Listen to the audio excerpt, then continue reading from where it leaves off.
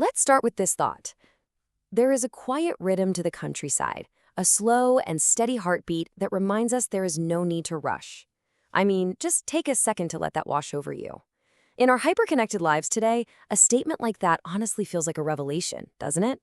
We're so used to going at absolute maximum speed, totally dictated by relentless schedules and digital pings, that we completely forget there's a totally different, much more natural pace out there. So, welcome to this explainer. Today, we're going to step away from all that noise and go on a pretty amazing sensory journey. We're unpacking a source text that walks us through one single, completely unhurried day in a quiet rural village. We'll be exploring the sights, the calming sounds, and even the distinct scents that make up this incredibly peaceful environment, literally tracking it from the first gentle light of dawn all the way to the stunning quiet of twilight. But before we actually take our first steps here, I want you to honestly think about something for a second. When was the very last time you experienced a day without rushing? Like a day where you weren't constantly chasing the clock, but just existing alongside it? If you're like most of us, it's incredibly rare. Okay, let's dive into this and see exactly how a day unfolds when time is no longer something you have to conquer. To keep our exploration organized, we're going to follow a natural chronological arc. Basically, just tracking the sun across the sky. And naturally, our journey begins right at the start of that cycle, with the gentle arrival of dawn. Think about how your typical day kicks off. For most of us, it's a shock, right? A jarring alarm clock that literally spikes our cortisol and throws us into a fight-or-flight response right out of the gate. But the village, it wakes up totally differently. There are no blaring noises. It just wakes to the slow, deliberate turning of the earth itself. Instead of glaring at a glowing smartphone screen, the first thing greeting the day is this cool, silvery mist clinging softly to the lowlands as the sun breaks over the hills. It is just such a grounding way to start the morning. And that morning air brings this incredible wave of sensory details. Just imagine stepping outside. First off, you get that distinct scent of dew. You know, that mix of damp earth and sweet grass that just smells incredibly fresh and untouched by the world. Then you might notice a delicate wisp of wood smoke drifting lazily up from a stone chimney, which tells you the very first hearths are being lit for morning tea. And the soundtrack? It isn't rush hour traffic, it's the dawn chorus, a soft, unhurried symphony of songbirds echoing down from these massive ancient oak trees. So, as the sun climbs just a bit higher and burns off that early silver mist, we transition into the next phase. We're moving forward on our timeline now, stepping fully into the morning.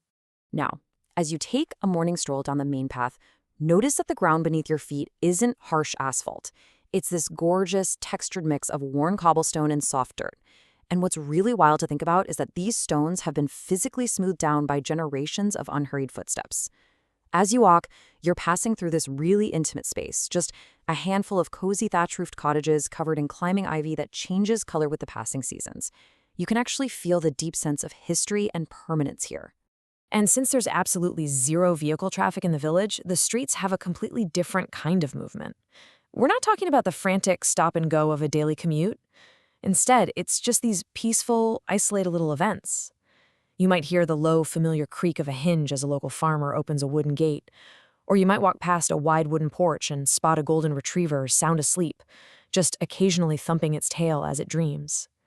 And running right parallel to your path is a gentle stream, its crystal clear water bubbling softly over smooth river stones. The movement here doesn't demand your attention. It just kind of accompanies you. Well, as we keep walking, the sun reaches its absolute peak in the sky. We're arriving at midday on our chronological arc now. And ironically, it's right here, in the brightest part of the day, that we find the most profound stillness in the very heart of the village. Right at the absolute center of this community stands this massive, centuries-old willow tree. Its sweeping branches create a huge, natural canopy that gives off this deep, cool shade, even on the warmest afternoons. And tucked right under those protective branches is a simple, weathered wooden bench. I want you to mentally take a seat on that bench for a second. Close your eyes and experience what the text calls the true quiet of the country. Notice how true quiet out in nature is almost never an empty, dead silence. Actually, scratch that. It's more like a rich, living tapestry of peaceful sounds all working in total harmony.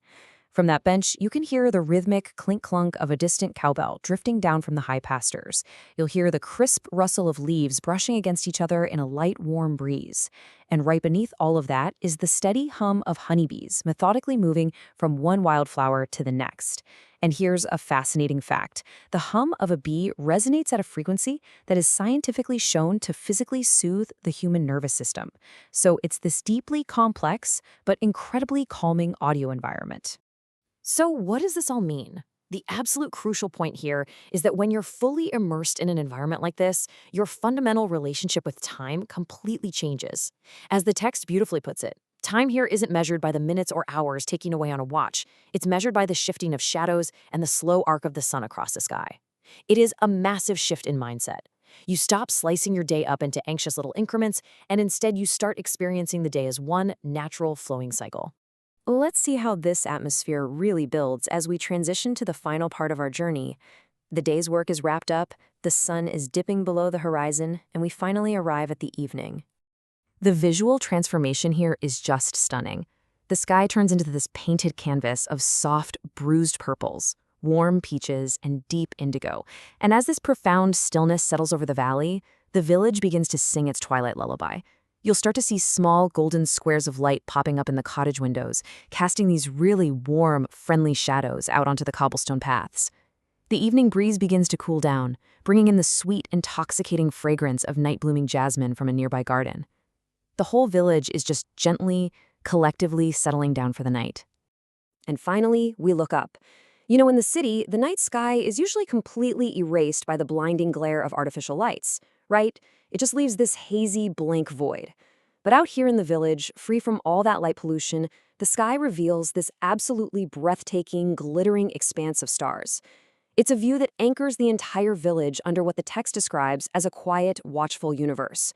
It is honestly the perfect, awe-inspiring way to conclude a beautifully unhurried day. Which brings us to the end of our explainer today and leaves us with one final, very important question to chew on. We've just seen exactly what a day looks like when it's driven by a natural, steady heartbeat instead of a Russian clock. So as you step back into your own busy life, I challenge you to ask yourself, how are you going to measure time today? Will you measure it by the anxious minute, or will you allow yourself to measure it by the moment? Thanks so much for joining me on this peaceful journey.